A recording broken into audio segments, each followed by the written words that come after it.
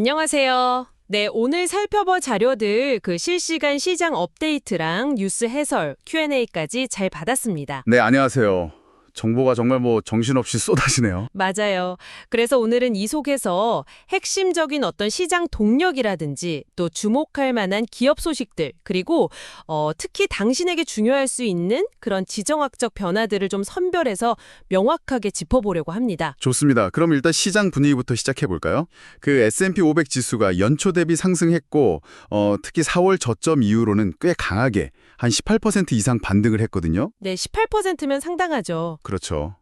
그래서 월가에서는 이게 더 간다, 아니다, 단기 조정 온다 약간 의견이 분분한데 실제로 단기적인 가격 추세를 보여주는 그 RSI 지표 있잖아요. 네, RSI. 그게 70을 넘어서면서 이게 좀 과매수 아니냐, 그러니까 단기 과열 신호라는 그런 분석도 나오고 있어요. 아, 과열 신호군요. 그런 상황에서 또 트럼프 대통령 중동 순방, 특히 카타르 방문이 눈에 띄네요. 네, 카타르요. 그 보잉 제트기 210대 구매 계약, 이게 역대 최대 규모라고 하고요. 210대요? 와, 단순히 비행기 사고 파는 걸 넘어서는 의미가 있겠는데요? 맞습니다. 이게 방산 분야라든지 또 AI, 퀀텀 컴퓨팅 같은 미래 기술 투자 협력까지 논의가 됐어요. 그 엔비디아나 AMD 칩 공급 문제, 또 미국의 통제 가능성 이런 얘기까지 나온 걸 보면요. 단순한 경제 협력 그 이상이죠. 전략적인 움직임으로 보이네요. 트럼프 대통령이 카타르를 완벽한 대리석이라고 극찬하고 심지어 시리아와의 관계 정상화 가능성까지 흘렸다는 점도 좀 흥미롭고요. 네, 그렇죠. 지정학적으로 보면 또 러시아, 우크라이나 관련해서도 뭔가 뉴스가 나올 수 있다. 이렇게 시사를 했고 터키에서 회담 가능성도 언급이 됐습니다. 아, 회담이요? 네. 근데 푸틴 대통령이 젤렌스키 대통령과의 직접 대화는 거부했다. 이런 소문도 좀 돌고 있고요. 이런 하나하나가 다 시장에는 불확실성 요인이 될 수 있겠죠? 그렇군요. 이런 지정학적 긴장감 속에서 그 폭스뉴스 기자가 트위터에 올렸다는 한미일 무역 관세 협상 타결 임박설, 이것도 중요해 보이는데요. 네. 시기는 좀 불확실하지만 물밑에서는 논의가 꽤 진전됐다. 그런 뉘앙스였죠. 그리고 또 미중 관계에서는 중국이 17개 미국 기업에 대한 신뢰할 수 없는 기업 명단 조치를 중단했다는 소식도 있었고요. 아, 그 블랙리스트 같은 거요? 그게 중단됐다면 긍정적인 신호일 수 있겠네요. 네. 근데 다만 트럼프 대통령은 관세 관련해서는 여전히 좀 강경한 입장을 완전히 거둔 건 아닌 것 같다는 분석도 있고요. 그렇죠. 이런 거시적인 흐름 속에서 개별 기업들 움직임도 좀 봐야 할 텐데요. 특히 당신이 주목하신 기업들 중에서는 에브러빈, 실적 발표 후에 무려 17%나 튀었고요. 17%요? 대단하네요. 네. 그리고 슈퍼마이크로는 그 사우디 데이터볼트와 파트너십 소식이 나오면서 주가가 좋았죠. 아, 사우디 쪽이랑요? 반면에 빅베어다 AI는 뚜렷한 뉴스 없이 주가가 좀 크게 움직였네요. 맞아요. 근데 옵션 거래량이 많았다는 걸 보면 약간 투기적인 움직임도 좀 있었던 것 같고요. 레딧 주가 상승도 좀 인상적이었습니다.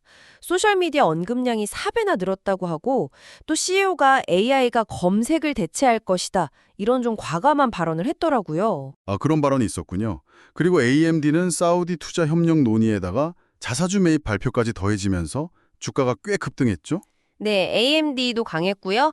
그리고 마이크로소프트 소식도 있었죠.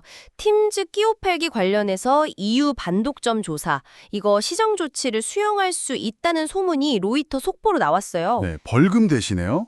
이게 규제 리스크를 좀 덜 수 있다는 점에서는 긍정적으로 볼 수 있겠네요. 그렇죠. 기술 동향 쪽을 보면 구글 개발자 행사 임박 소식, 안드로이드 개편이랑 새 AI 발표 예고가 있었고요.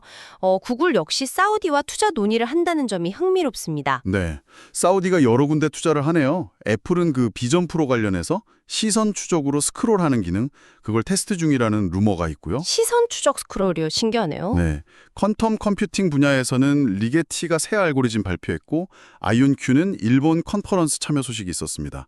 다들 미래 기술 경쟁이 치열하다는 걸 보여주는 거죠. 네, 정말 빠르게 변하네요. 경제 지표 쪽도 좀 챙겨봐야 할 텐데요. 이번 주에 소매 판매 지표랑 파월 연준 의장 연설이 예정돼 있죠. 네, 맞습니다.